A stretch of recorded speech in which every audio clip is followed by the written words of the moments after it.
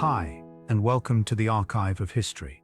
It is late in the evening, and the air has grown cool. You are standing on ancient Earth beneath a sky so vast and clear that the stars seem close enough to touch.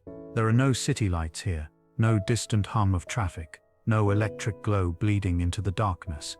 The night is complete, and the heavens above you are scattered with thousands of points of light, each one sharp and unwavering. The Milky Way stretches overhead like a river of pale dust, and you can see the slow procession of planets moving through the constellations, bright wanderers among the fixed stars. This is a sky that demands attention, that invites contemplation, that seems to whisper secrets to those patient enough to watch and listen. You are not alone in watching. All around you, in the fertile river valleys of Mesopotamia, people have been watching these same stars for thousands of years, recording their movements, predicting their returns, building an entire civilization on the rhythms they discovered in the heavens. Tonight we are going to journey back to the city that did something extraordinary, something that still shapes your life in ways you may never have considered. We are going to visit Babylon, the city that learned to control time itself. Before we drift off, I am always curious to know where my listeners are tuning in from and what time it is that they are listening tonight. Let me know in the comments. Now let the noise of the modern world fade away. Let the glow of your screen become the flicker of oil lamps reflected on clay walls. Let the sounds of the present dissolve into the rustle of reed mats, the distant call of a night bird over the marshes, the soft murmur of the Euphrates flowing past mud brick walls. We are going back more than 4,000 years, to a time when humanity first learned to measure the unmeasurable, to divide the infinite, to give names and numbers to the passage of days and nights. This is the story of how a city built on silt and reeds became the keeper of the calendar, the master of mathematics, the observatory from which the heavens were first truly understood. This is the story of Babylon, and tonight you will walk its streets, climb its towers, and see the stars as the ancient astronomers saw them, in a time when the sky was not just beautiful, but essential, a clock and a guide and a sacred text written in light. Settle in now, and close your eyes if you wish. Let your breathing slow. We have a long journey ahead, through centuries and across landscapes that exist now only in memory, and in the silent clay tablets buried beneath the desert sands. By the time our story ends, you will understand why every hour of your day is divided into 60 minutes, why a circle contains 360 degrees, why the week has 7 days. You will see that these are not arbitrary choices, but the legacy of brilliant minds working in a city on a river 4,000 years ago, trying to bring order to the chaos of existence. The story begins not with a city, but with water, with soil, with the rising and setting of the moon. And so, let us begin. Imagine now that you are standing on the bank of a great river. The year is somewhere around 2,000 years before the Common Era, though of course you do not think in those terms. You do not count years from any distant event. You count seasons, you count moons, you count the floods of the river. The Euphrates stretches before you, wide and slow and brown, carrying the silt of distant mountains down toward the flat plain where it will spread and settle and make the earth rich. The air is warm and thick with moisture, and there is a smell of wet mud, of green growing things, of fish drying in the sun. Behind you, fields of barley wave in the breeze, their stalks already tall and heavy with grain. The harvest will come soon, if the gods are willing, if the river does not flood too early or too late, if the rains come when they are needed. Everything here depends on timing, on the careful observation of patterns, on knowing when to plant and when to reap. This place, this flat land between two rivers, the Tigris and the Euphrates, is called Mesopotamia, which means simply the land between the rivers. It is one of the most fertile places on Earth, and it is here that some of the first cities in human history were built. Long before Babylon rose to greatness, there were the Sumerians, a people who built magnificent cities with names like Ur and Uruk and Eridu, cities of sun-baked brick and reed-thatched roofs. Cities where thousands of people lived together, worked together, worshipped together. And in order for so many people to live together, there had to be order. There had to be rules, laws, systems. There had to be a way to coordinate the labor of planting and harvesting, a way to distribute grain and beer and oil, a way to collect taxes and organize defense. And most fundamentally, there had to be a way to measure time. The earliest timekeepers in Mesopotamia were farmers, watching the sky not for wonder but for survival. They noticed that certain stars appeared on the horizon just before dawn at particular times of the year, and that these appearances coincided with the flooding of the rivers or the right time to plant seeds. They noticed that the moon went through regular phases, from dark to crescent to full and back to dark again, in a cycle that took about 29 or 30 days. This cycle became the basis of the month. 12 of these lunar cycles made a year, or close to it. It was not perfect. A lunar year of 12 months adds up to only 354 days, while the agricultural year, the time it takes for the seasons to return, is about 365 days. This difference, this gap between the moon's rhythm and the sun's rhythm, would become one of the great challenges of timekeeping, and the Babylonians would eventually solve it with an elegant and ingenious method. But we are getting ahead of ourselves. For now, imagine that you are one of those early observers, standing in a field at twilight, watching the western horizon as the sun sinks and the first stars appear. You are waiting for a particular star, one that you know will rise just before the sun in a few weeks, signaling that it is time to prepare the fields for planting. You do not have a written calendar. You do not have clocks or sundials. What you have is memory, and the shared knowledge of your community, passed down from elders who learned it from their elders. You have the sky, and you have the river, and you have the cycle of the seasons, and from these you build a sense of order. You know that after the barley is harvested, there will be a time of heat and dryness, and then the river will begin to rise, fed by snowmelt from mountains you have never seen. You know that when the river floods, it will leave behind a layer of rich silt, and that is when you will plant again. This knowledge is survival. This knowledge is the foundation upon which cities will be built. As the centuries pass, the cities grow larger. The Sumerian city-states compete with one another, trade with one another, sometimes go to war with one another, and as they grow, the need for more precise timekeeping becomes more urgent. Temples need to know when to hold their festivals. Kings need to know when to send their armies on campaign, when to expect tribute from subject cities. Merchants need to know when caravans will arrive, when contracts will come due, and so the priests, who are the keepers of the temples and the keepers of knowledge, begin to develop more sophisticated methods. They build observatories on the tops of ziggurats, the great stepped pyramids that dominate the skyline of every major city. From these high platforms they watch the sky with an intensity and dedication that is hard for us to imagine. They record what they see on clay tablets, using a wedge-shaped stylus to press marks into the soft clay, which is then baked hard in the sun or in ovens. This script, called cuneiform, is one of the earliest forms of writing in the world, and it will be used for thousands of years to record everything from business transactions to poetry to astronomical observations. The priests notice patterns. They notice that Venus, the brightest object in the sky after the sun and moon, appears in the morning sky for a time, then disappears, then reappears in the evening sky, then disappears again, following a complex cycle that takes years to complete. They notice that Jupiter moves slowly through the constellations, taking about 12 years to make a complete circuit of the sky. They notice that Mars sometimes appears to move backward against the background of stars, a phenomenon we now call retrograde motion. They do not understand why these things happen. They do not have telescopes. They do not know that the planets are worlds like the Earth, orbiting the Sun. But they record what they see with meticulous care, and over generations, they accumulate a vast body of data. They begin to see that the movements of the heavens are not random, but follow rules, patterns that repeat. And if these patterns repeat, they can be predicted. And if they can be predicted, they can be used. They can be used to determine the best times for planting and harvesting, for holding festivals, for making decisions. They can be used for divination, for reading the will of the gods in the stars. This is the world into which Babylon will rise.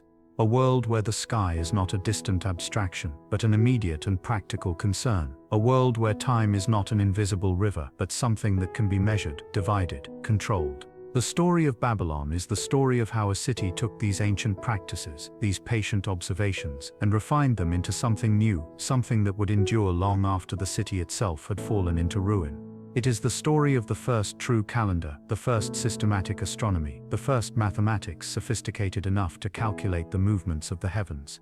And it begins, as all great stories do, with a place and a people, and a moment in time when ambition and necessity came together. Now we move forward in time, to the moment when Babylon itself begins to rise. The city is old even when our story truly begins. its foundations laid centuries before, but it is in the 18th century before the Common Era that it transforms from one city among many into the center of an empire. The king who achieves this transformation is named Hammurabi, and he is remembered today primarily for his law code, the famous collection of 282 laws carved into a black stone stele. But Hammurabi was more than a lawgiver. He was a brilliant military strategist, a skilled diplomat, and a tireless administrator. During his long reign, he conquered the other city-states of Mesopotamia one by one, bringing them under Babylonian control, uniting the land between the rivers under a single authority. And with this political unification came a kind of cultural and intellectual unification as well. Babylon became not just the political capital, but the intellectual capital, the religious capital, the center of learning and power. Imagine walking through the city at the height of Hammurabi's reign. You enter through one of the great gates in the massive walls that surround the city, walls so thick that chariots can race along the top. The gate is decorated with glazed bricks, colored blue and yellow and white, depicting dragons and bulls and other sacred animals. The guards watch you as you pass, but if you are a merchant or a traveler with legitimate business, they do not stop you. Inside, the city is a maze of narrow streets and alleys, lined with houses built of mud brick, their walls smooth and whitewashed, their roofs flat and useful for drying dates or sleeping on hot nights. The streets are unpaved, dusty in the dry season, muddy after rain. There is a smell of bread baking, of beer fermenting, of animals and people living in close proximity. You hear the sound of hammers on metal, of potters' wheels turning, of children playing and merchants haggling and priests chanting. At the heart of the city is the great temple complex dedicated to Marduk, the chief god of Babylon. The temple itself is called Esagila, and it is a place of immense wealth and power, its walls covered in precious metals, its altars piled with offerings. And rising above the temple is the ziggurat, the great step tower called Etemenanki, which means the foundation of heaven and earth. This is the structure that will later inspire the biblical story of the Tower of Babel, the tower that humans built in an attempt to reach the heavens. It is not quite that, but it is certainly impressive, a massive artificial mountain of baked brick, rising in 7 stages, each one smaller than the one below, reaching a height of perhaps 300 feet.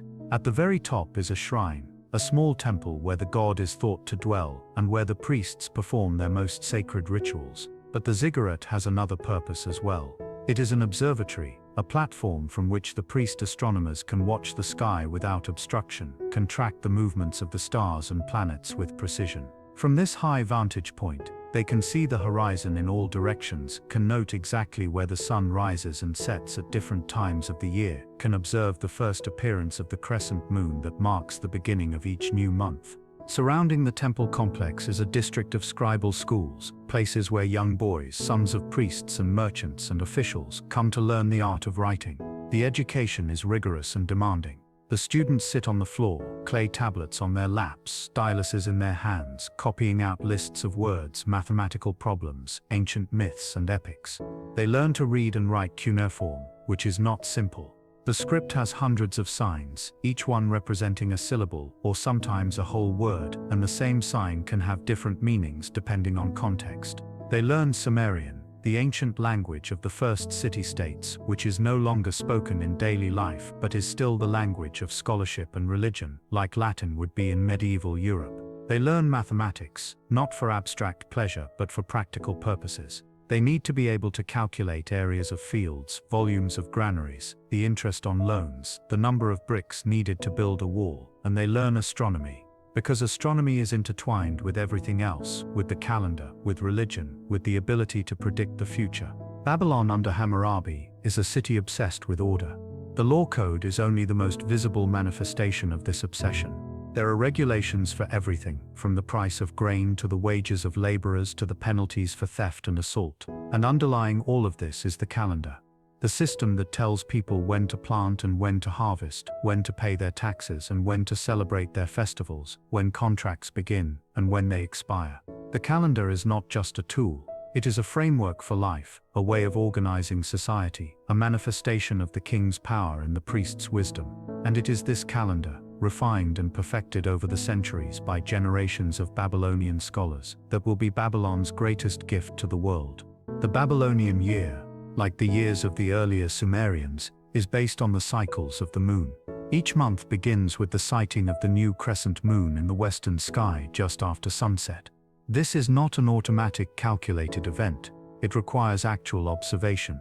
On the 29th day of the month, the priests watch the western horizon carefully. If they see the thin sliver of the new moon, the new month has begun. If the sky is cloudy, or if the moon is too faint to see, they wait another day, and the old month has 30 days instead of 29. This method ties the calendar directly to observable celestial phenomena, which gives it a kind of concrete reality, but it also introduces an element of uncertainty. You cannot know for sure, weeks in advance, when the next month will begin. This is both a strength and a weakness. It keeps the calendar aligned with the actual moon, but it makes long-range planning difficult. The 12 months of the Babylonian year have names derived from agricultural activities or religious festivals. There is Nisanu, the month of the new year and the spring barley harvest. There is Simanu, the month when the brick-making begins. There is Tashritu, the month of the autumn sowing. Each month has its own character, its own associations, its own rituals, and each month, ideally, is 29 or 30 days long, giving a year of about 354 days. But as we have already noted, this is shorter than the solar year, the time it takes for the seasons to repeat. If you follow a purely lunar calendar, the months will slowly drift through the seasons. Nisanu, which should be a spring month, will eventually come in the summer, then in the autumn, then in the winter. For a society that depends on agriculture, this is unacceptable. The calendar must stay in sync with the seasons, or it loses its usefulness. And so the Babylonians, like many other ancient peoples, must find a way to reconcile the lunar month with the solar year. The solution they eventually develop is elegant and effective. They add an extra month to the year when necessary. This extra month, called an intercalary month, is inserted 7 times in every 19 years, following a regular pattern. With these additional months, the average length of the year is brought very close to the true solar year, and the calendar stays aligned with the seasons over the long term. The decision of when to add this extra month is made by the priests based on their observations and their calculations. It is an exercise of authority, a demonstration of their special knowledge, their privileged access to the workings of the heavens, and it is absolutely essential to the functioning of society. Without this adjustment, the entire system would fall apart. Farmers would not know when to plant. Festivals would fall at the wrong times. The order that the calendar provides would dissolve into chaos. The Babylonians understood this, and they devoted enormous effort to getting it right. Let us imagine now that you are one of these priests, one of the watchers of the moon. It is the 29th day of the month of Adaru, the last month of the year. The sun has set, and you are standing on the roof of a building near the temple, looking west toward the horizon, where the sky is still glowing with the last light of day. The air is cooling rapidly, as it always does in the desert after sunset, and there is a faint breeze carrying the scent of the river. You are not alone. There are other priests with you, men who have been trained in the same traditions, who have spent years learning to recognize the subtle differences in the appearance of the moon, the exact angle at which the crescent becomes visible, the way the light of the setting sun can make it easier or harder to see.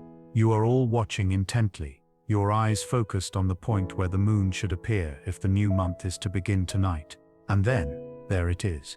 A tiny sliver of light, pale and delicate, just above the horizon. It is barely visible, and you have to be sure, because the decision you make tonight will determine the beginning of the new year. If you declare that the new moon has been seen, tomorrow will be the first day of Nisanu, the first day of the year, the day when the great Akitu festival begins. If you say that you have not seen it, the old year will continue for one more day. This is not a trivial decision. The festival has been prepared for weeks. The king and his officials are waiting, the people of the city are ready to celebrate. And so you confer with your fellow priests, comparing what you have seen, making sure that this is indeed the new moon and not some trick of the light, not a thin cloud or a distant bird. Finally, you reach agreement. The moon has been seen, the new month, the new year, has begun. You send word to the temple, and the word is sent out through the city. Tomorrow, the celebration will start. The Akitu festival is the most important event in the Babylonian religious calendar. a 12-day celebration of the new year that involves the entire city and reinforces the cosmic and political order. It is a time when the creation of the world is ritually reenacted, when the king renews his mandate to rule, when the gods are honored and appeased. On the first day, the priests perform purification rituals. On the fourth day, the high priest recites the Enuma Elish, the great creation epic that tells how Marduk defeated the chaos monster Tiamat and created the world from her body, establishing order out of chaos. The recitation takes hours, and it is performed in the sanctuary of the temple, in the presence of the statue of the god. On the fifth day, the king himself undergoes a ritual humiliation. He is stripped of his royal regalia, slapped by the high priest, and made to kneel before the statue of Marduk, declaring that he has not sinned, that he has ruled justly, that he has cared for the city. Only after this does the priest return his crown and scepter, and the king is symbolically reconfirmed in his power. The climax of the festival comes on the eighth day, when a great procession makes its way along the processional way, the wide boulevard that runs through the heart of the city, from the temple of Marduk to a shrine outside the city walls. The king leads the procession, accompanied by priests carrying the statues of the gods, by musicians and singers, by the nobles and officials of the city.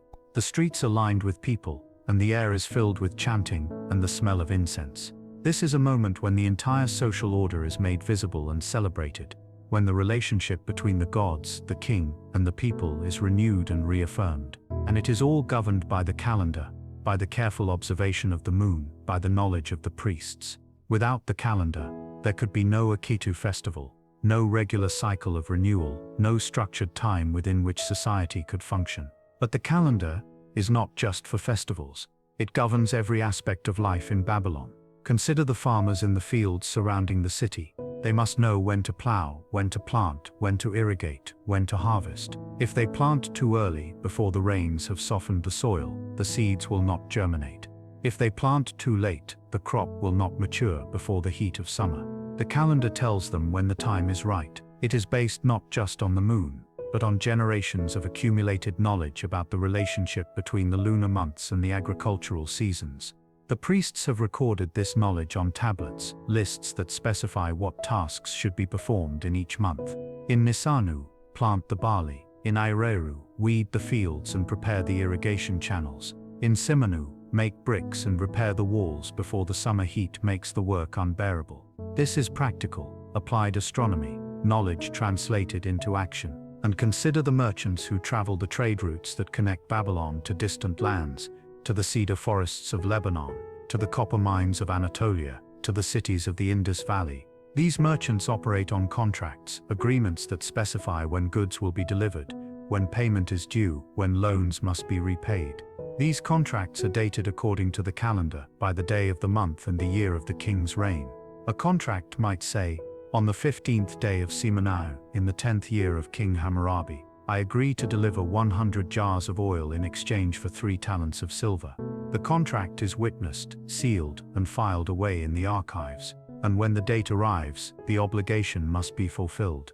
The calendar makes this possible. It provides a common framework of reference, a way of measuring time that everyone understands and accepts. Without it, there could be no long-distance trade, no credit, no complex economy. The calendar also governs the administration of the state. Taxes are collected at regular intervals, often tied to the agricultural calendar. After the barley harvest in Nisanu, farmers must deliver a portion of their crop to the royal granaries. After the date harvest in Tashritu, the same, officials must know when these deliveries are due, must be able to plan the distribution of grain to the army, to the workers on royal building projects, to the priests in the temples. The entire machinery of the state runs on time, on the regular and predictable passage of days and months, and the priests, the keepers of the calendar, are essential to this machinery. They are not just religious figures, they are bureaucrats, administrators, the timekeepers of the empire. But there is more to the Babylonian calendar than practicality. There is also a deep sense of cosmic order, a belief that the movements of the heavens reflect the will of the gods, and that by understanding these movements, humans can glimpse the divine plan. This is where astronomy shades into astrology, where observation becomes divination. The priests do not just record the positions of the planets and stars, they interpret them.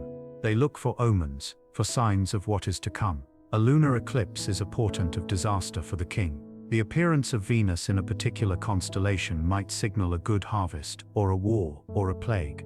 These interpretations are not arbitrary. They are based on centuries of recorded observations and the outcomes that followed them. The priests have tablets, vast collections of omens and their meanings, organized by type of celestial event. If the moon is eclipsed on the 14th day of the month, and it is dark for a certain number of minutes, then this is the omen, and this is what it signifies. This is proto-science, an attempt to find patterns and make predictions, though the underlying theory is magical rather than mechanical. The most famous of these omen collections is the Enuma Anu Enlil, a series of 70 tablets containing thousands of omens related to celestial phenomena. It is a kind of encyclopedia of the sky, compiled over many generations, and it is one of the greatest intellectual achievements of ancient Mesopotamia. The title, Enuma Anu Enlil, means when the gods Anu Enlil, and it begins with a mythological prologue that establishes the authority of the omens. The gods, it says, created the stars and planets as signs, as a way of communicating with humanity. And so to read the stars is to read the will of the gods. This is serious business. The king consults the omens before making major decisions, before going to war, before building a new temple. And the priests who can read the omens, who can interpret the messages written in the sky, have immense power and prestige. And so the calendar, which began as a practical tool for organizing agriculture and coordinating labor, becomes something more profound. It becomes a window into the divine, a way of connecting the mundane world of human affairs with the eternal realm of the gods. The year is not just a cycle of seasons. It is a sacred pattern, a reflection of cosmic order, and the priests who maintain the calendar, who watch the sky and record what they see, are mediators between heaven and earth. They are the ones who keep time, and in keeping time they keep the world in balance. Now let us climb the ziggurat with the priests on one of those clear desert nights when the stars seem close enough to touch. You begin at the base, at the street level, where the walls of the tower rise sheer and imposing, each brick perfectly fitted to the next. The entrance is on the eastern side, a doorway flanked by statues of protective spirits, creatures with the bodies of bulls and the wings of eagles. You pass through, and you find yourself at the foot of a long ramp, a sloping pathway that winds around the outside of the structure, leading upward. The ramp is wide enough for several people to walk abreast, and it is paved with baked bricks, smooth and solid underfoot. You begin to climb. The ascent is gradual but steady, and as you rise, the city below begins to spread out beneath you. You can see the rooftops of the houses, the narrow streets, the larger buildings of the temple complex, the dark ribbon of the river. You can see the lights of oil lamps and torches, small points of warm light in the gathering darkness. The air grows cooler as you climb, and there is a sense of leaving the crowded, noisy world of the city behind, of entering a different realm. The priests with you are silent, focused on the task ahead. They carry clay tablets, styluses, and small instruments for measuring angles, simple tools but effective in skilled hands. They have done this many times before, but each night is different. Each observation adds to the accumulated knowledge. You reach the first platform, the first of the 7 levels of the ziggurat. This level is dedicated to a particular deity, and there are small shrines here, niches in the walls where offerings have been left, bowls of dates and barley, small clay figurines. But you do not stop. You continue upward, following the ramp as it spirals around to the next level. Each level is smaller than the one below, so the structure tapers as it rises, creating the characteristic step profile of the ziggurat. Each level is painted a different color, though in the darkness you cannot see this. In daylight, the levels would be black, white, red, blue, silver, gold, representing different celestial spheres, different realms of the cosmos. The entire structure is a model of the universe, a symbolic connection between earth and heaven. As you climb higher, the city below becomes smaller, the individual buildings merging into a general mass, the sounds fading to a distant murmur. The sky above becomes larger, more present, more overwhelming. By the time you reach the 6th level, you are perhaps 200 feet above the ground, and the view is extraordinary. To the east, the flat plains stretch away into darkness. To the west, you can see the glint of the river, reflecting the last light of the day, and above, the dome of the sky is beginning to fill with stars. The priests stop here, at the 6th level, which is the main observatory. There is a flat open space, unroofed, with low walls around the edge to prevent anyone from falling. In the center of the space is a small altar, and around the perimeter are several stone markers, aligned with particular points on the horizon, points where the sun rises at the solstices and equinoxes. The priests set down their tablets and instruments and take their positions. They have done this so many times that the routine is almost automatic. One priest watches the eastern horizon, waiting for the first stars to appear. Another watches the western horizon, noting the exact position where the sun has set. Another looks to the south, toward the constellations that wheel slowly across the sky. They do not speak, except to make brief observations to one another. The stars are appearing now, first the brightest ones, then the dimmer ones, until the sky is filled with them. And now the priests begin their work in earnest. They are looking for particular celestial bodies, the planets, the wandering stars that move against the fixed background of the constellations. Venus is the easiest to find, a brilliant point of light in the western sky just above the horizon. The priests note its position relative to the nearby stars, the constellation it is currently passing through. One priest makes marks on a clay tablet, a quick sketch of the configuration of stars and the position of Venus among them. This observation will be compared with observations from previous nights, previous months, previous years. Over time, the priests have learned the cycle of Venus, how it appears as an evening star for several months, then disappears as it passes behind the sun, then reappears as a morning star, rising before dawn. The full cycle takes about 19 months, and the priests can predict it with remarkable accuracy. Next, they look for Jupiter, moving slowly through the constellation of Taurus. Jupiter is dimmer than Venus, but still easily visible, a steady yellow-white light. Its motion is slower, taking 12 years to complete a circuit of the zodiac, the band of constellations through which the sun and planets move. The priests have noticed that Jupiter's movement is not entirely smooth. Sometimes it appears to slow down, stop, move backward for a while, then resume its forward motion. This retrograde motion is puzzling, and they do not understand its cause, but they record it faithfully, noting the dates when the retrograde motion begins and ends, the constellations in which it occurs. This data will be valuable for future predictions. They look for Mars, which is more erratic, sometimes bright and reddish, sometimes faint, sometimes moving quickly, sometimes slowly. Mars also exhibits retrograde motion, more pronounced than Jupiter's. And they look for Saturn, the slowest of the visible planets, taking nearly 30 years to complete its orbit. Saturn is dimmer than the others, and it requires a keen eye and a clear sky to track it accurately. But the priests are patient and skilled, and they know where to look. They also observe the moon, not just its phase but its position in the sky, the path it takes through the constellations, the variations in its apparent size and brightness. All of this is recorded, tablet after tablet, night after night, year after year. The work is painstaking and requires absolute precision. The priests use their instruments to measure angles, to determine the exact position of a star or planet relative to known reference points. They use the horizon as a baseline, marking the positions where celestial bodies rise and set. They use the stone markers on the observatory platform, which are aligned with particular azimuths, directions along the horizon. By noting when a star or planet rises or sets at one of these markers, they can determine its celestial coordinates with considerable accuracy. The tablets they produce are not narratives or stories.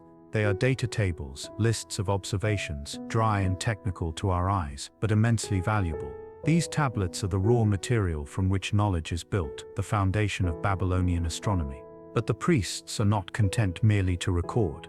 They are also trying to understand, to find patterns, to make predictions. And here is where the Babylonian genius for mathematics comes into play. The priests have noticed that many celestial phenomena are periodic, that they repeat at regular intervals.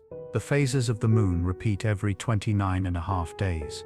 The solar year is 365.25 days. The cycle of Venus is 19 months. The cycle of Jupiter is 12 years.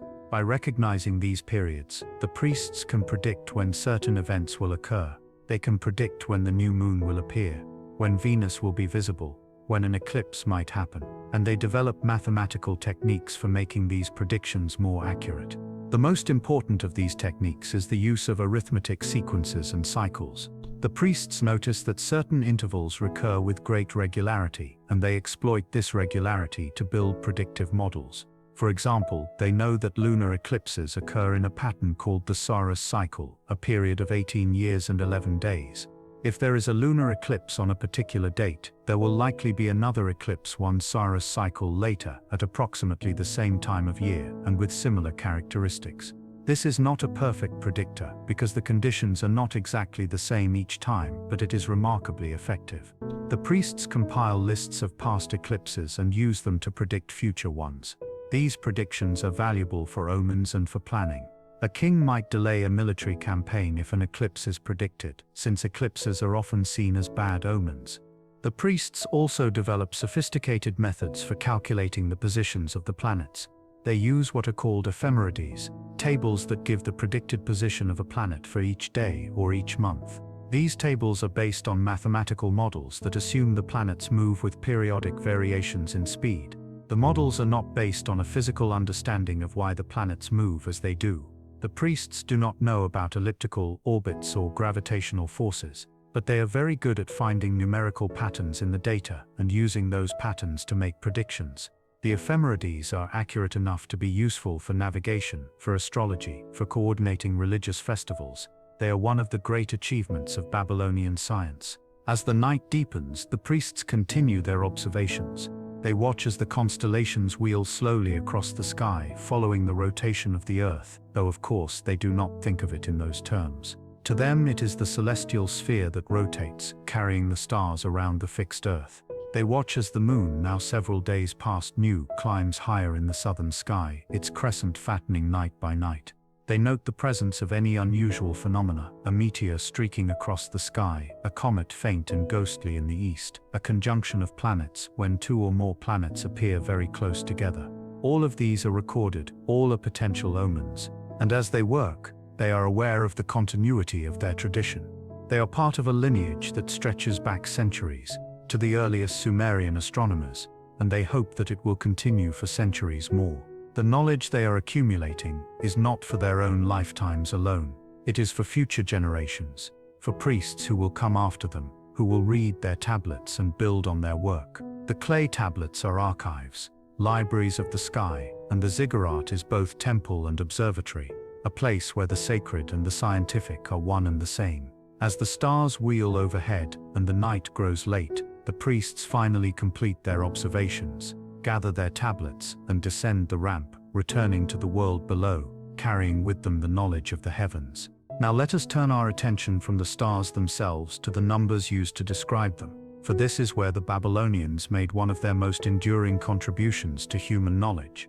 The mathematics of Babylon was not abstract or theoretical, created for its own sake. It was intensely practical, developed to solve real problems, to measure fields and calculate taxes, and predict the movements of the heavens. But in solving these problems, the Babylonians created a mathematical system of remarkable sophistication, a system that is still with us today in ways you might not realize. The foundation of Babylonian mathematics is the sexagesimal system, a number system based on the number 60. We are accustomed to thinking in base 10, counting in tens and hundreds and thousands.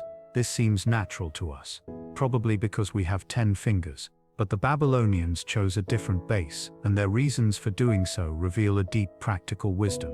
60 is a highly composite number, meaning it has many divisors. It can be divided evenly by 1, 2, 3, 4, 5, 6, 10, 12, 15, 20, and 30. This makes calculations much easier, particularly in a world without calculators or decimal notation.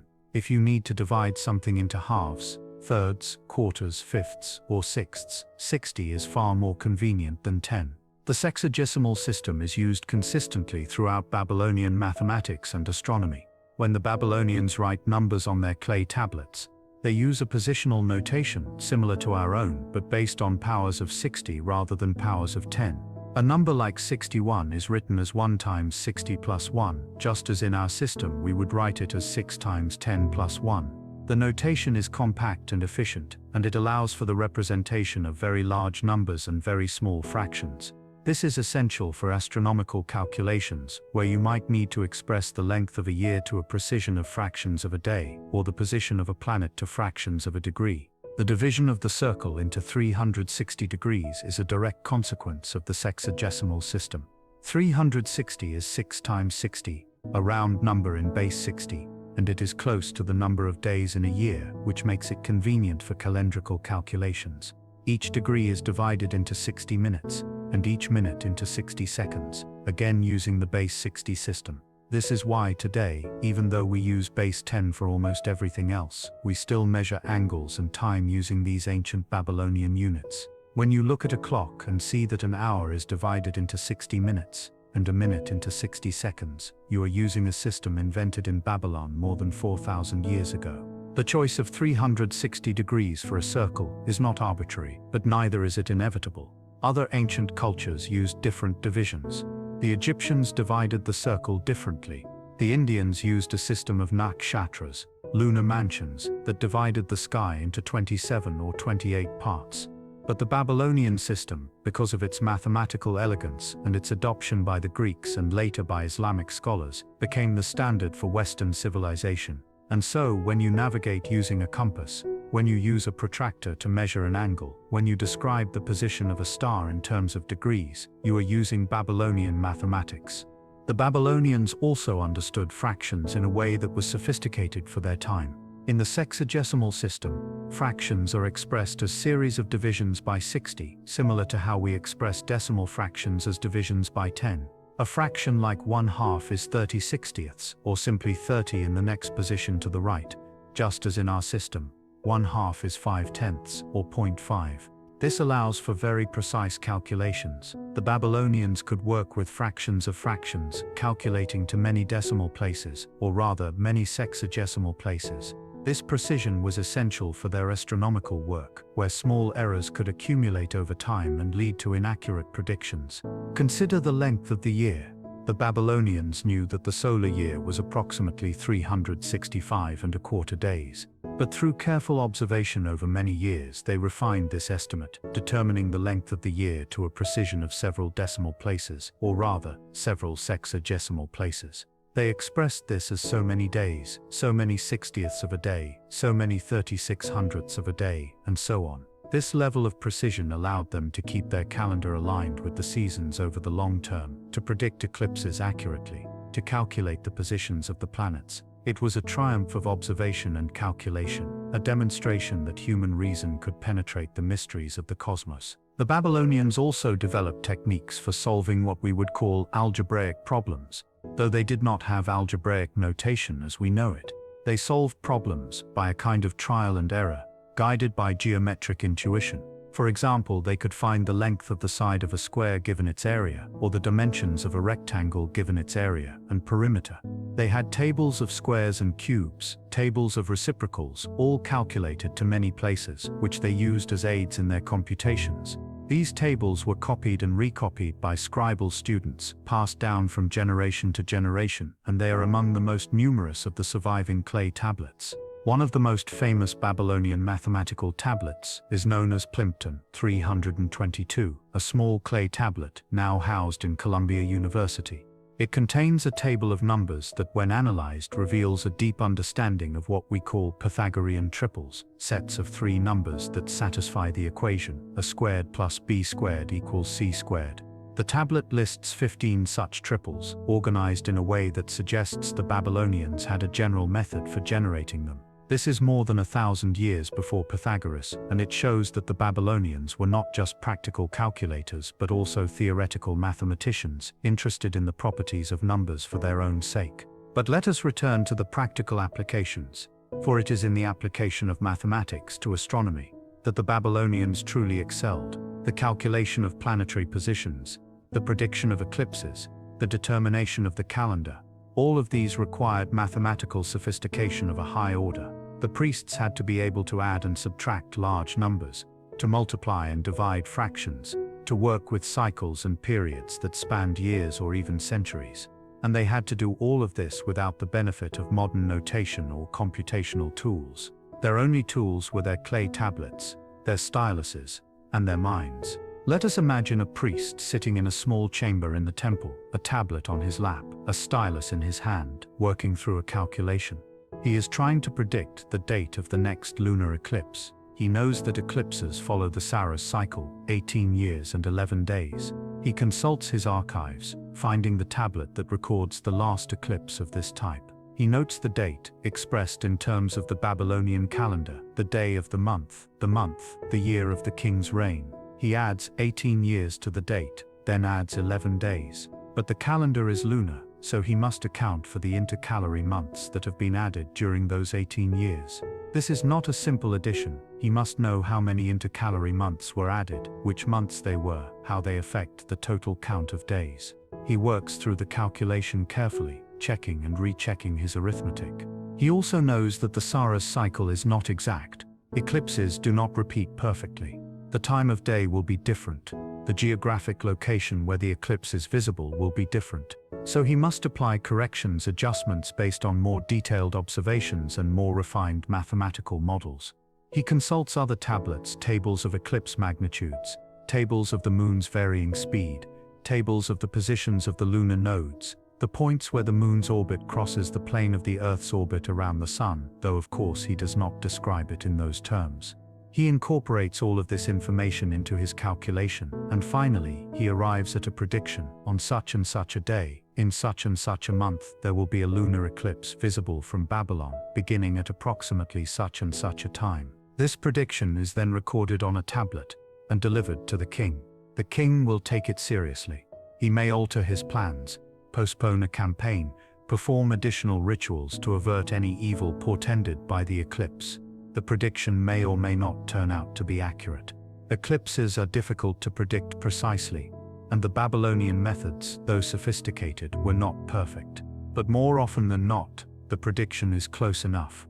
The eclipse occurs approximately when and where predicted, and the king's confidence in the priests is reinforced. The priests' authority rests on their ability to predict the future, and that ability rests on their mathematical skill, their careful observations, their accumulated data. And so we see that mathematics is not separate from astronomy, or from religion, or from statecraft. It is woven into all of them, an essential thread in the fabric of Babylonian civilization. The sexagesimal system, the division of the circle, the calculation of planetary positions, the prediction of eclipses, all of these are part of a single integrated intellectual tradition.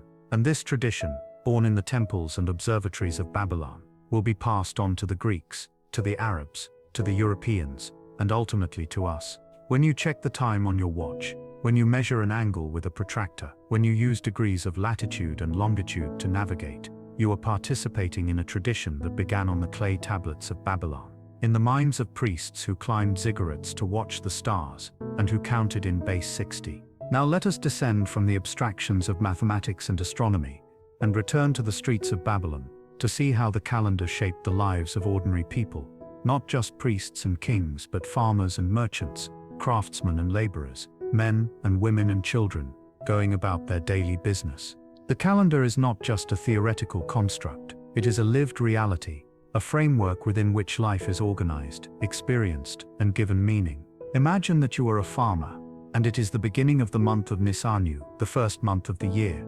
The Akitu festival is underway in the city, but you are in the fields, preparing for the spring planting.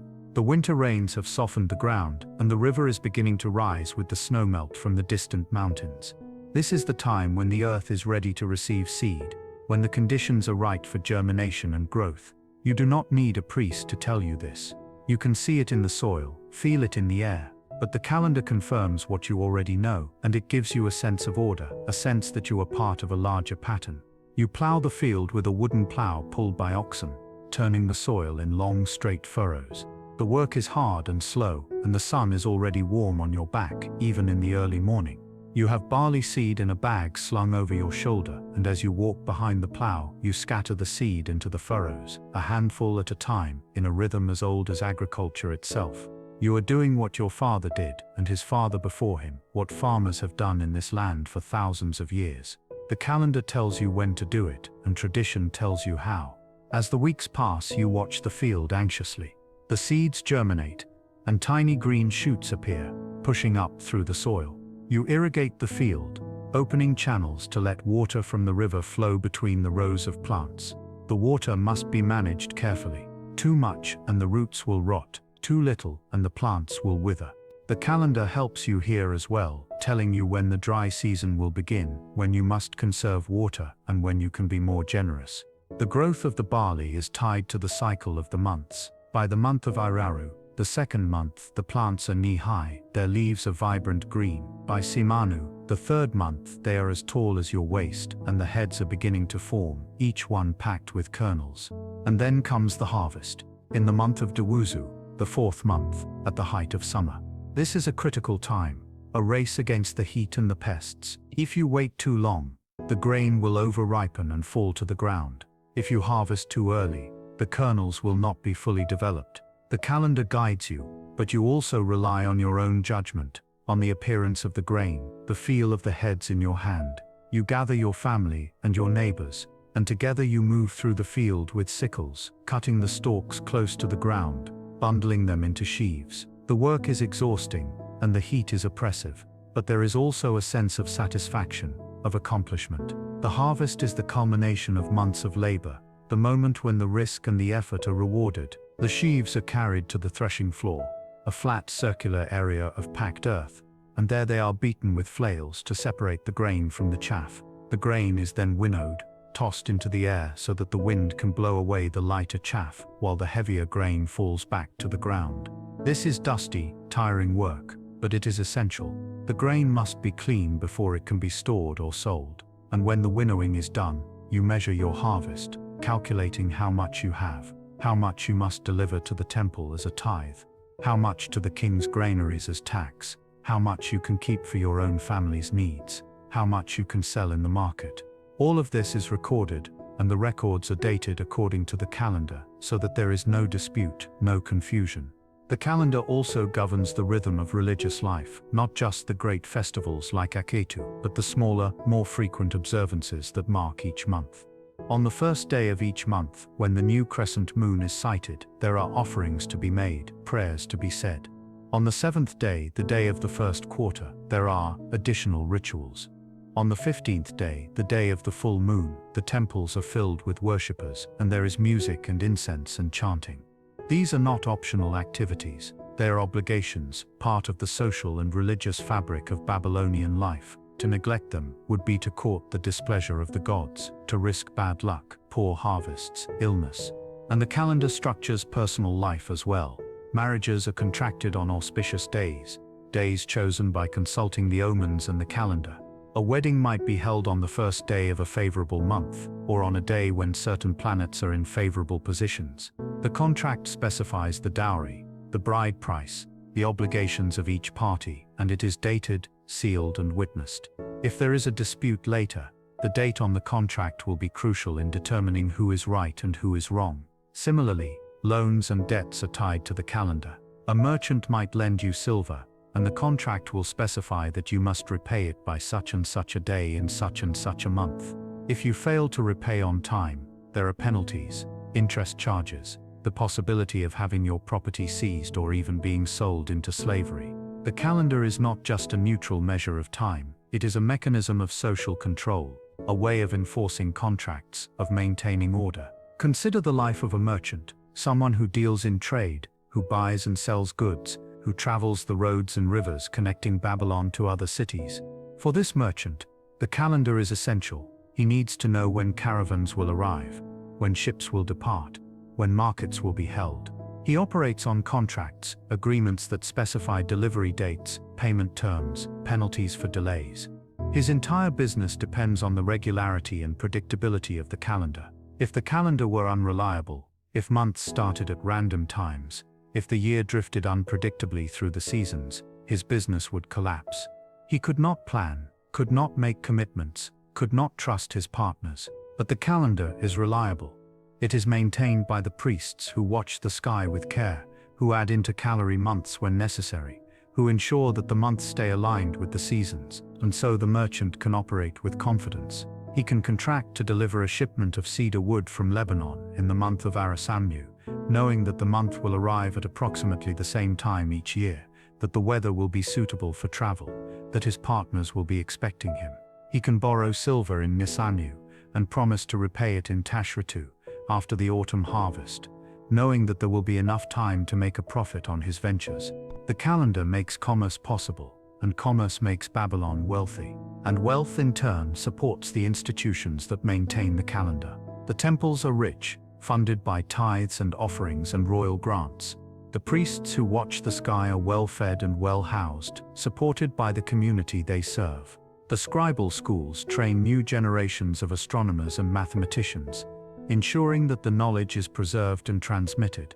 It is a self-reinforcing system. The calendar supports society, and society supports the calendar. And at the center of it all is Babylon, the city that has made the control of time its special genius.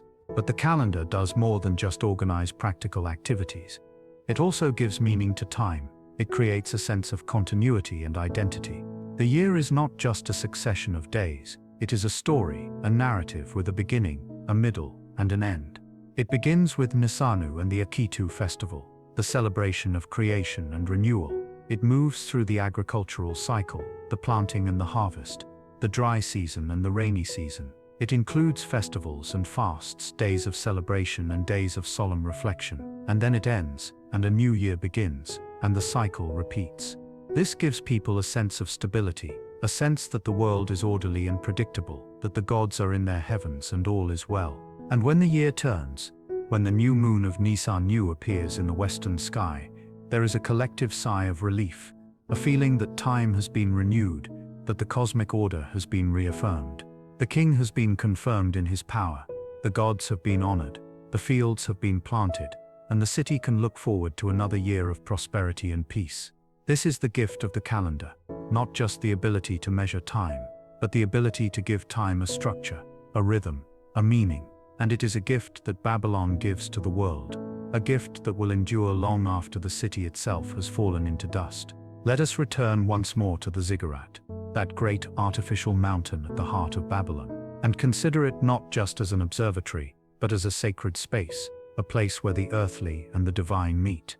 The ziggurat is called Etemenanki, and the name is deeply significant.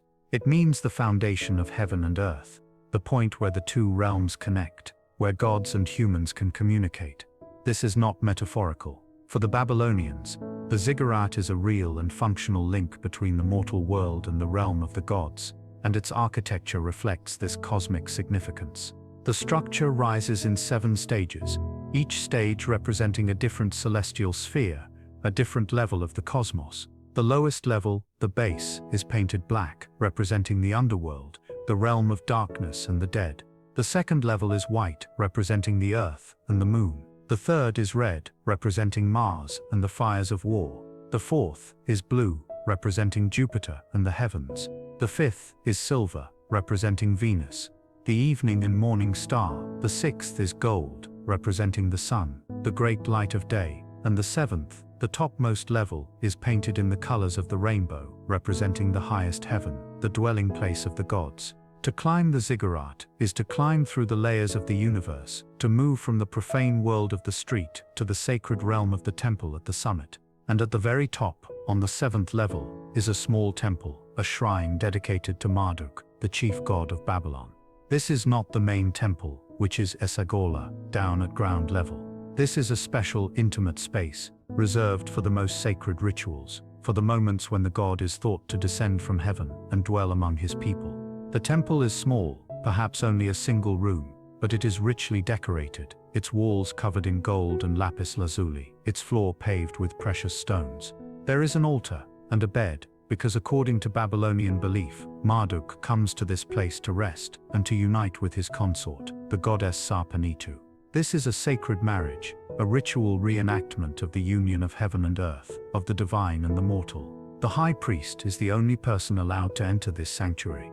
On certain nights of the year, particularly during the Akitu festival, he climbs the ziggurat alone, carrying offerings of food and drink, incense and precious oils. He enters the temple, performs the rituals, and then withdraws, leaving the offerings for the god. Later the offerings are removed and distributed among the priests, for it is believed that the god has consumed the spiritual essence of the food, leaving the physical substance for his servants. This is not considered theft or sacrilege.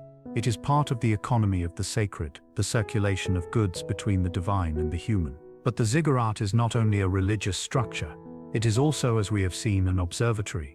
a place for watching the sky and recording the movements of the heavens. And this dual function is not accidental. For the Babylonians, there is no separation between religion and science, between the sacred and the empirical. The stars are the writing of the gods, the calendar is a divine gift, and the priests who watch the sky are performing a religious duty as well as a scientific one.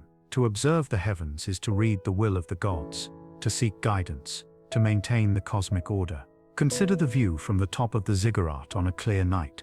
The city spreads out below, a patchwork of rooftops and narrow streets, the river a dark ribbon reflecting the stars.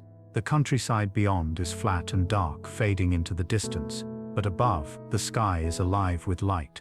The Milky Way arches overhead, a river of stars flowing from horizon to horizon. The constellations are clearly visible, the familiar patterns that the priests have known since childhood, the patterns that have names and stories attached to them.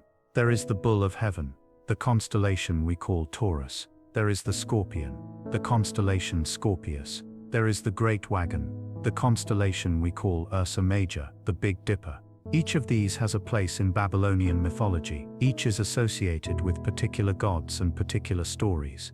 And moving among these fixed stars are the wanderers, the planets. Venus is setting in the west, a brilliant point of light just above the horizon. Jupiter is high in the southern sky, moving slowly through the constellation of Gemini. Mars is in the east, its reddish color, unmistakable. The moon, now a few days past full, is rising in the east, its surface mottled with the dark Maria that the Babylonians interpret as the face of the moon god Sin. The priest watches all of this, taking mental notes, preparing to make his recordings once the observations are complete. He is aware of the beauty of the scene, the majesty of the heavens, but he is also focused on the task at hand, on the need to record accurately, to observe carefully, to miss nothing. The ziggurat is also a symbol of the city's power and prestige. It is visible from miles away, a landmark that announces the presence of Babylon to travelers approaching from any direction. It is a statement of ambition, a demonstration that the city has the wealth and the will to build on a monumental scale. The construction of Etemenanke required the labor of thousands of workers over many years. The bricks had to be made, each one shaped by hand and baked in kilns. The bricks had to be transported to the site, lifted into place, mortared together. The structure had to be designed carefully, the dimensions calculated to ensure stability, the angles and proportions chosen to create the desired effect. This was a massive engineering project, a testament to the organizational skills and the technical knowledge of the Babylonians. And it is also a defiant gesture, a challenge to the gods themselves. The biblical story of the Tower of Babel, though written much later and with a different agenda, captures something of the audacity of the ziggurat. The builders of Etemenanke were not content to remain on the ground, to accept their lowly place in the cosmic hierarchy. They wanted to reach up, to touch the heavens, to create a bridge between earth and sky, and in a sense they succeeded. The ziggurat is a bridge, not a physical one, but a conceptual and spiritual one, a structure that allows humans to ascend toward the divine, and the divine to descend toward the human. But the ziggurat is also a place of work, of routine observation and record keeping. Night after night, the priests climb the ramp, make their observations, record their data, and descend. It is not always dramatic or exciting. Sometimes the sky is cloudy, and no observations can be made. Sometimes the observations are routine, confirming what is already known, adding another data point to the growing archive. But this routine work is essential. It is the accumulation of small, careful observations over many years that allows the priests to build their models, to refine their predictions, to maintain the calendar. The ziggurat is a factory of knowledge, a place where raw data is turned into understanding, where the chaos of the sky is reduced to order. And so we see that the ziggurat is many things at once. It is a temple, an observatory, a monument, a symbol, a workplace. It is a physical structure, a pile of baked bricks. But it is also an idea, a representation of the Babylonian worldview, of their belief in the connection between heaven and earth, between the divine and the human, between the past and the future. To stand at the top of Etemenanke is to stand at the center of the Babylonian universe, at the point where all the threads of their civilization come together, where time and space, religion and science, power and knowledge are all united in a single magnificent structure. And when the city falls, when the ziggurat crumbles, when the priests are gone and the rituals forgotten, the idea will remain, passed down through the centuries, preserved in the tablets buried in the ruins, waiting to be rediscovered by future generations. Let us now enter the temple complex once more.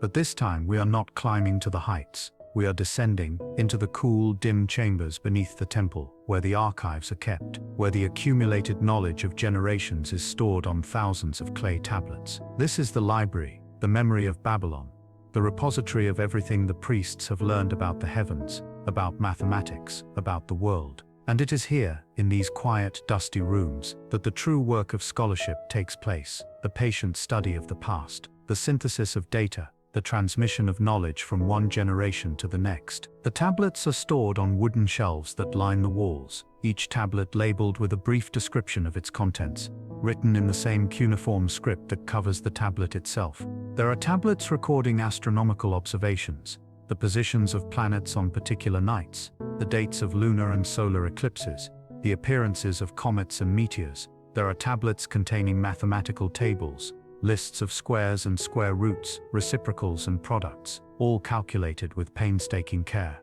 There are tablets with copies of ancient texts, myths and epics, hymns and prayers, wisdom literature and proverbs.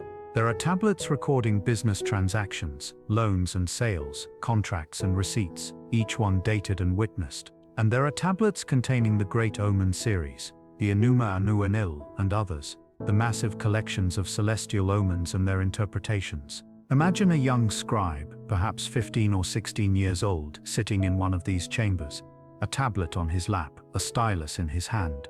He has been studying at the Edinburgh, the scribal school, for several years now, and he has progressed from the elementary exercises, copying out lists of signs and simple words, to more advanced work. Today he is making a copy of a tablet containing astronomical observations from 200 years ago. The original tablet is old and fragile, the writing worn and faint in places. His task is to copy it exactly, preserving every detail, every number, every mark. This is not creative work. It is painstaking, tedious, demanding absolute accuracy, but it is also essential. The old tablet will eventually crumble to dust, but the copy will survive, and future scholars will be able to read it, to learn from it, to build on the work of the past. The scribe works slowly, carefully comparing his copy to the original, making sure that every line, every sign is correct. He is aware of the importance of what he is doing. These tablets are not just historical records, they are working documents, tools that the priests use to make predictions, to maintain the calendar, to advise the king.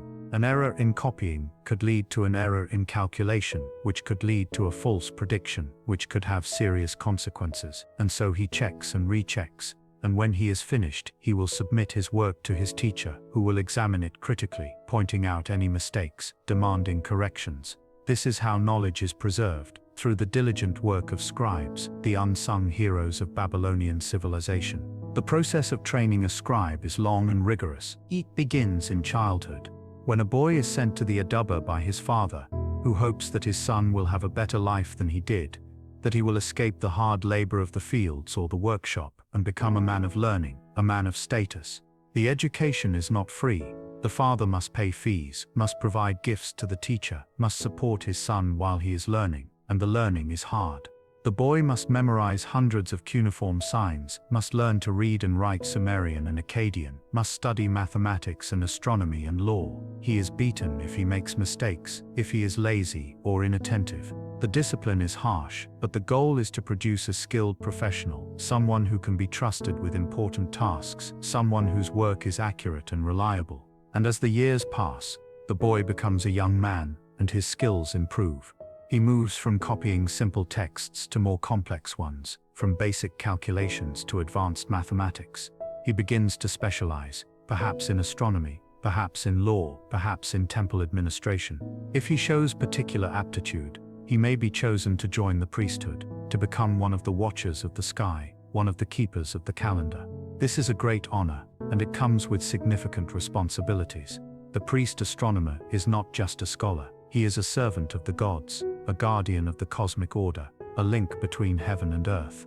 The archive is not just a passive repository, it is an active workspace, a place where scholars come to consult the tablets, to search for information, to compare observations from different periods, to look for patterns and anomalies. A priest might come here to research the history of eclipses, looking for all the recorded instances of lunar eclipses over the past 200 years, trying to refine the Saros cycle, trying to improve the accuracy of predictions. Another might be searching for omens related to a particular planetary configuration, trying to determine whether the current alignment of Jupiter and Saturn is auspicious or ominous. Yet another might be verifying a mathematical calculation, consulting the tables of reciprocals to ensure that a division has been performed correctly. The tablets themselves are remarkable objects. They are made of clay, the most common and available material in Mesopotamia, shaped into flat rectangles or cushion-shaped forms, then inscribed while the clay is still soft, and finally baked hard, either in the sun or in ovens.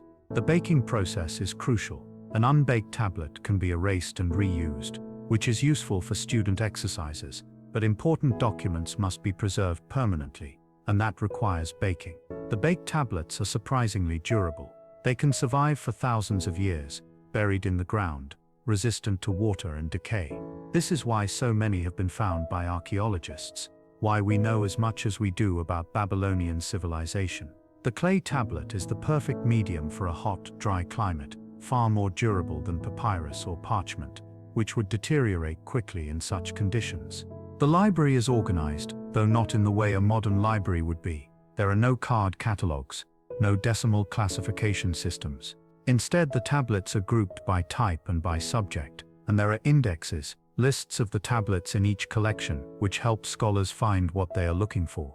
The indexes themselves are written on tablets, and they are kept in prominent places, easily accessible. The system is not perfect, but it works, and it has been refined over centuries of use. The priests know where to find things, know which shelves hold the astronomical observations, which hold the mathematical tables, which hold the omen texts, and as the scholars work, they are adding to the archive, creating new tablets, recording new observations, making new calculations.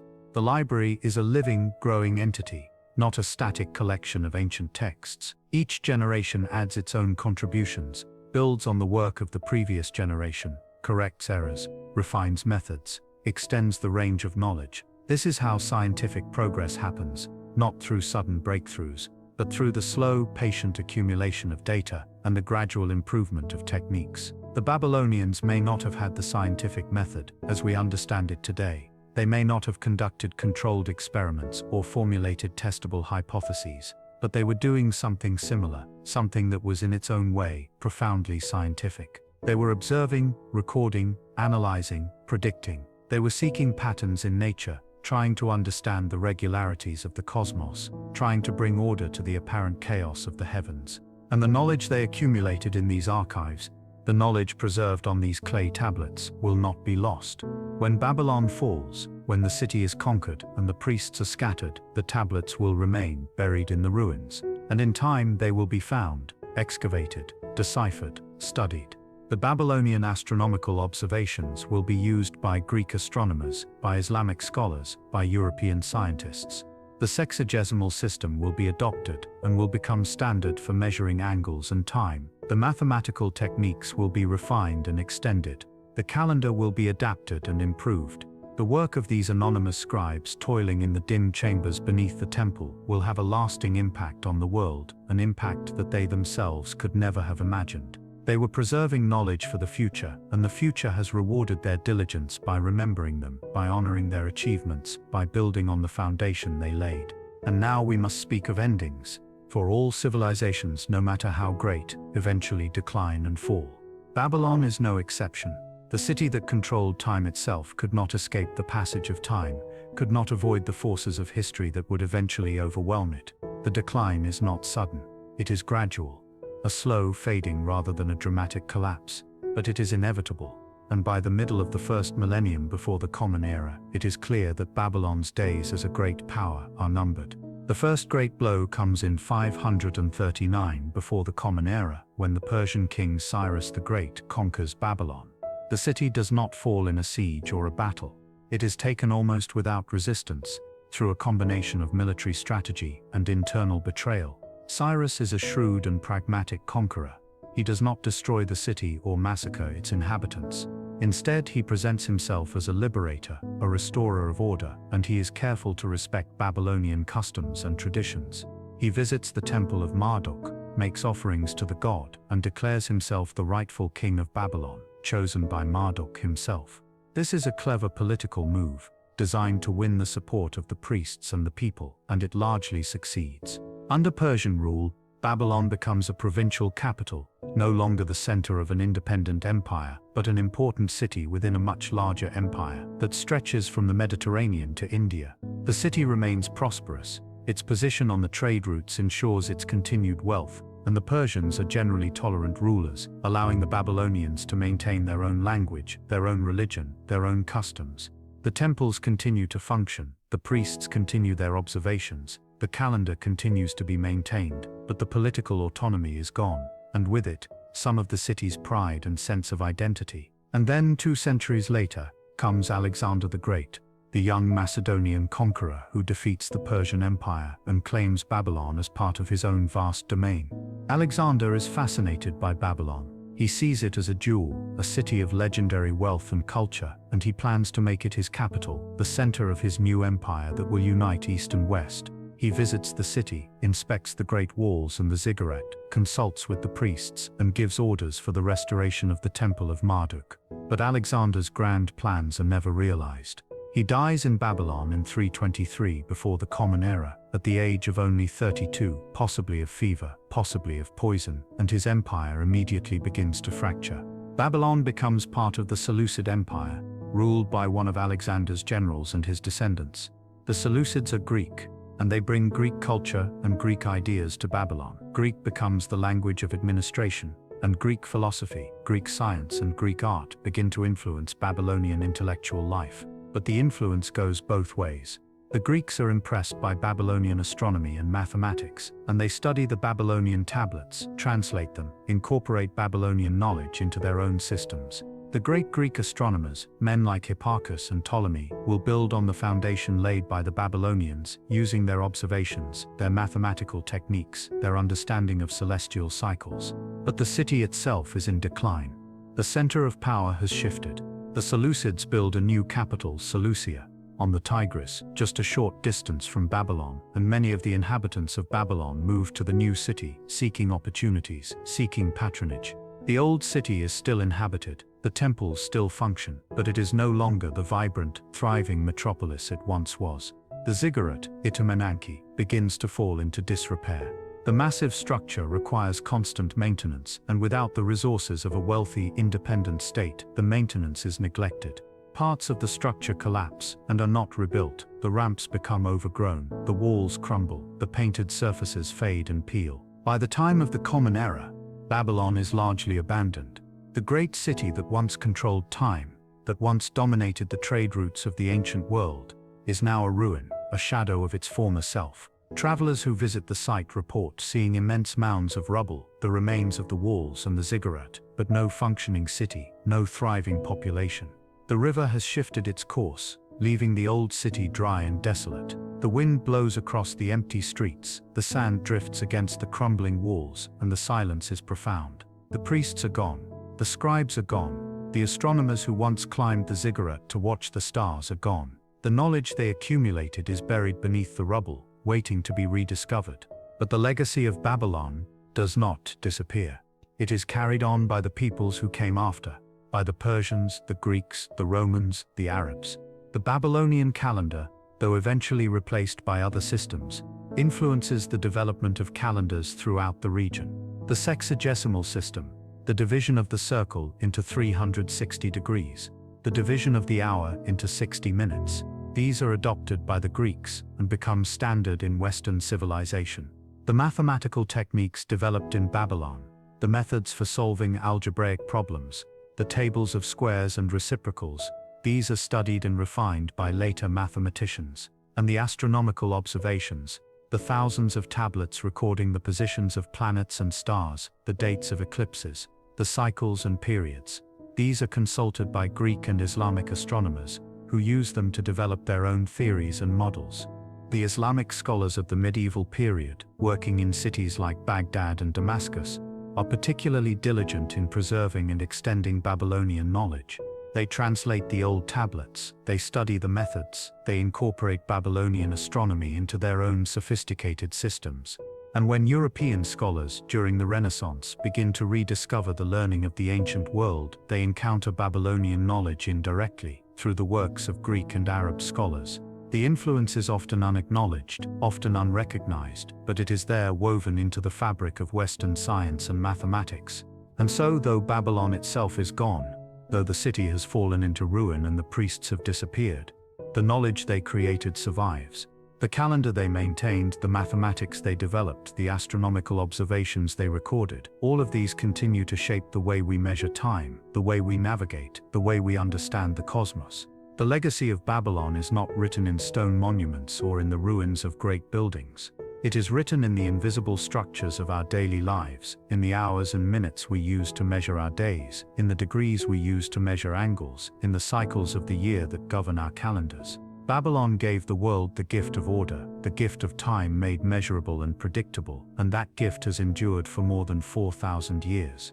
Now we must leap forward in time, leaving the ancient world behind, and arriving in the 19th century, the age of archaeology and rediscovery. For centuries, Babylon was known only through legends and through brief mentions in ancient texts, the Bible, the works of Greek historians. The city itself was lost, buried beneath the sands of Iraq, its exact location uncertain, its wonders reduced to myth. But in the 1800s, European scholars began to take an interest in the ancient civilizations of Mesopotamia, and they organized expeditions to search for the lost cities, to excavate the ruins, to recover the knowledge that had been buried for so long.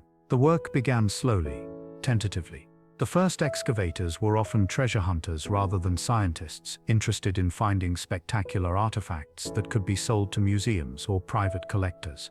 But gradually, more systematic approaches were developed. Archaeologists began to dig carefully, to record what they found, to preserve the context as well as the objects, and what they found was astonishing. Beneath the mounds of rubble that covered the sites of ancient cities, they discovered walls and foundations, temples and palaces, and most importantly, they discovered clay tablets, thousands upon thousands of them, inscribed with cuneiform writing. At first, the tablets were indecipherable. Cuneiform was a dead script, unknown for more than 1,000 years, and no one knew how to read it. But scholars worked patiently, comparing inscriptions, looking for patterns, making educated guesses. The breakthrough came with the decipherment of Old Persian cuneiform, a simpler script used by the Persian kings, which could be translated because it was written in a known language. Once Old Persian was understood, scholars could use bilingual inscriptions to decipher Akkadian, the language of Babylon, and from there they could read the vast majority of the tablets. The tablets revealed a civilization of astonishing sophistication. There were legal codes, business records, literary works, religious texts, and scientific treatises.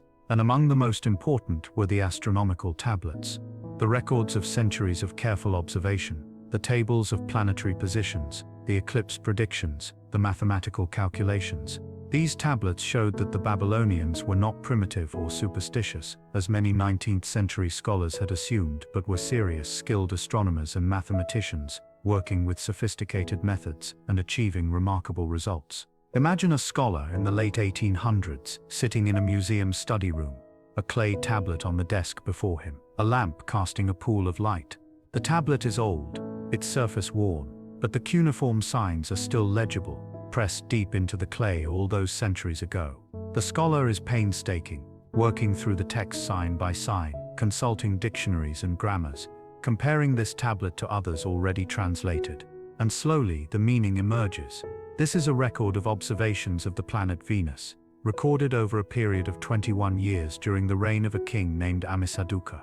The text gives the dates when Venus appeared and disappeared, the intervals between appearances, the positions in the sky. It is in effect an ancient ephemeris, a table of planetary positions. The scholar is excited.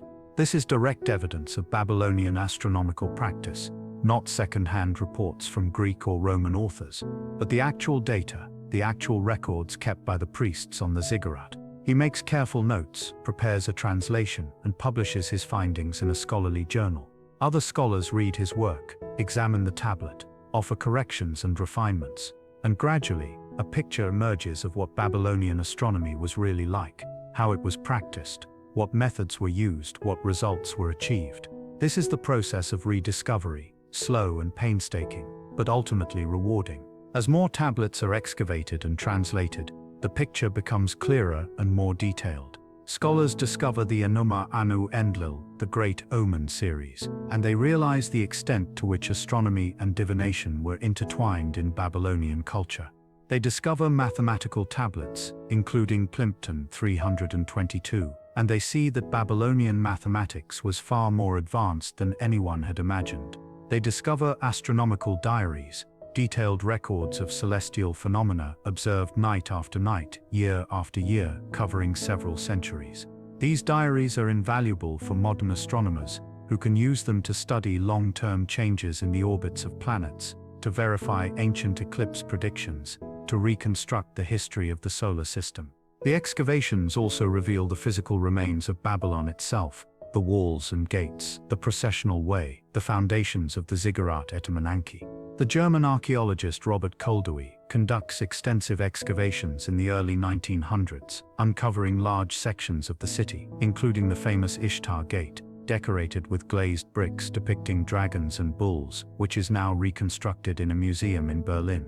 Koldewey's work provides a vivid sense of what Babylon looked like at its height, the scale of its buildings, the richness of its decoration, the sophistication of its urban planning. But the tablets remain the most important finds, because they contain the knowledge, the intellectual legacy of Babylon.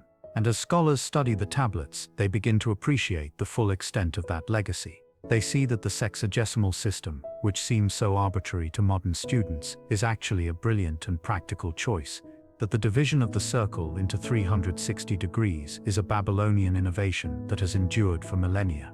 They see that the Babylonian astronomers were making observations and calculations that would not be matched in Europe until the Renaissance, more than 1,000 years after Babylon fell.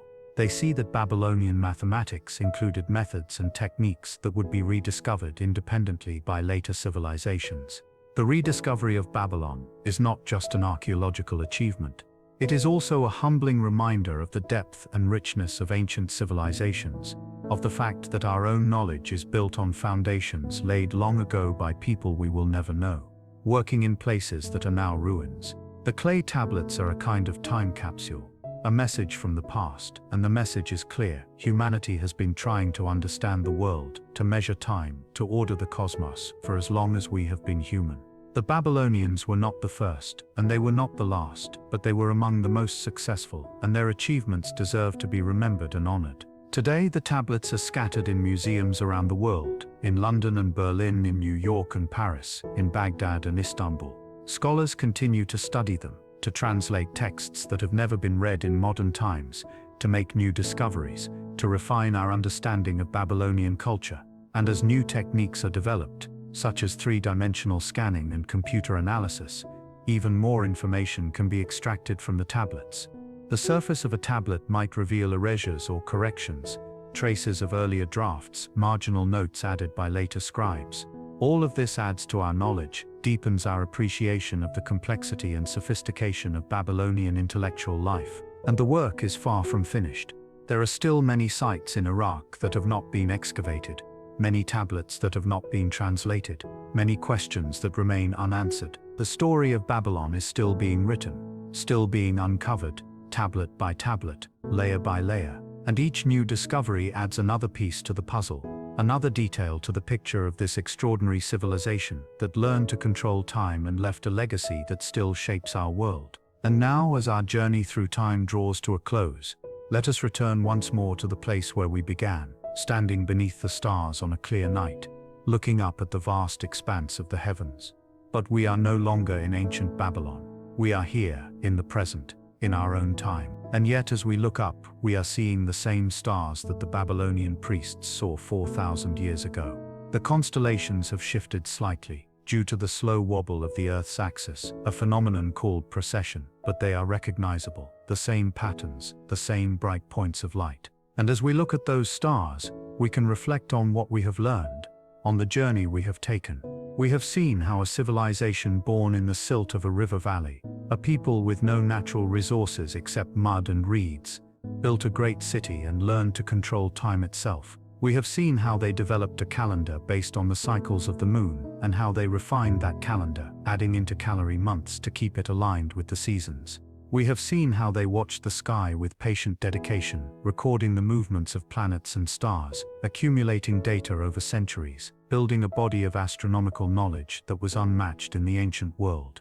We have seen how they developed a sophisticated mathematical system, the sexagesimal system, which allowed them to make precise calculations, and which has endured to this day in our measurement of angles and time. We have climbed the ziggurat with the priests, stood on the high platform and looked out over the city and the river and the flat plains beyond, watched the stars appear one by one as the sun set and the night deepened. We have entered the archives, the dim chambers where the knowledge of generations was preserved on clay tablets, where scribes copied and recopied ancient texts, ensuring that the wisdom of the past would be available to the future. We have seen how the calendar governed every aspect of Babylonian life, from the planting of crops to the celebration of festivals, from the making of contracts to the payment of taxes. We have seen how the calendar was not just a practical tool but also a sacred framework, a reflection of cosmic order, a connection between the human and the divine. And we have seen how the knowledge created in Babylon was not lost when the city fell, but was transmitted to other civilizations, to the Greeks and the Arabs, and eventually to us, shaping the way we understand time and space and the movements of the heavens. The legacy of Babylon is all around us, though we may not always recognize it. When you look at a clock and see that the hour is divided into 60 minutes, that is Babylon. When you use a protractor to measure an angle in degrees, that is Babylon. When you navigate using latitude and longitude, using degrees to specify your position on the earth, that is Babylon. When you consult a calendar and see that the year is divided into 12 months, though our months are different from theirs, the principle is the same. That is the legacy of the lunar calendar first developed in Mesopotamia. Even our week, with its 7 days, has roots in the ancient Near East, though the specific form we use comes to us through the Jewish tradition and then through Christianity. And beyond these specific, tangible legacies, there is a deeper, more profound legacy, which is the idea that time can be measured, that the chaos of existence can be reduced to order, that patterns can be found in nature and used to make predictions. This is the beginning of science, the belief that the world is not arbitrary or capricious, but follows rules, and that those rules can be discovered through careful observation and logical reasoning. The Babylonians did not have the scientific method as we understand it. They did not conduct experiments, they did not formulate general laws, but they were doing something fundamentally similar. They were observing the world, recording what they saw, looking for patterns, testing their predictions against reality. And this is the foundation upon which all subsequent science has been built. We live in a world of atomic clocks and GPS satellites, of computers that can calculate the positions of planets with extraordinary precision, of space probes that have visited every planet in the solar system. But none of this would have been possible without the work of those ancient astronomers standing on top of ziggurats, pressing styluses into clay tablets, patiently watching the sky night after night, year after year, century after century. We are their heirs, the beneficiaries of their labor, the inheritors of the knowledge they accumulated. And it is fitting that we should remember them, that we should honor their achievements, that we should recognize the debt we owe to a civilization that flourished and fell thousands of years ago in a land far from our own.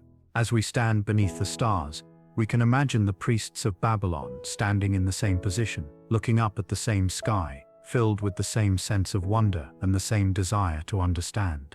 They did not have our technology, our instruments, our mathematical sophistication, but they had something just as important: patience, dedication, and an unshakable belief that the heavens were not beyond human comprehension, that time itself could be mastered, that order could be imposed on the seemingly random movements of the stars. And they were right. They succeeded in their ambition, and the fruits of their success are still with us, woven into the fabric of our daily lives, so deeply embedded that we often do not notice them. The story of Babylon is a story of human achievement, of the power of the mind to penetrate the mysteries of the universe. But it is also a story of transience, of the rise and fall of civilizations, of the passage of time that spares nothing and no one. The great city is gone, the ziggurat has crumbled, the priests have returned to dust, but the knowledge they created endures, and as long as we continue to measure time, to watch the stars, to seek order in the cosmos, Babylon will live on, not as a city of brick and stone, but as an idea, a testament to what humanity can achieve when we turn our eyes to the heavens and dare to ask the most fundamental questions about existence. And so our journey comes to an end. We have traveled back 4,000 years, walked the streets of a city that no longer exists, climbed a tower that has fallen into ruin, watched the stars with priests who have been dead for millennia. We have learned about the calendar and the sexagesimal system, about ziggurats and clay tablets, about the patient accumulation of knowledge and its transmission across the ages. We have seen how a small city on a river became the keeper of time, how it gave structure to the year and order to the heavens, how it created a legacy that endures to this day. It has been a long journey, but I hope it has been a worthwhile one, that you have found it fascinating and enlightening, that you will carry something of Babylon with you as you go forward. Thank you for joining me tonight on this voyage through the past. The story of Babylon has been told, but the echoes of its voice still sound in the ticking of clocks, in the turning of calendar pages, in the slow wheeling of the stars across the night sky. As you drift off to sleep, may you dream of ziggurats rising from the desert, of priests watching the heavens, of scribes carefully pressing signs into soft clay, preserving knowledge for a future they could never have imagined, a future that includes you, here, now, carrying their legacy forward. Rest well, and know that you are connected to the past in ways both visible and invisible, that the work of those ancient scholars still shapes the way you measure your days and navigate your world. Until our next journey into history, may you find peace in the knowledge that time, though it passes relentlessly, can be understood, measured, and honored. Good night.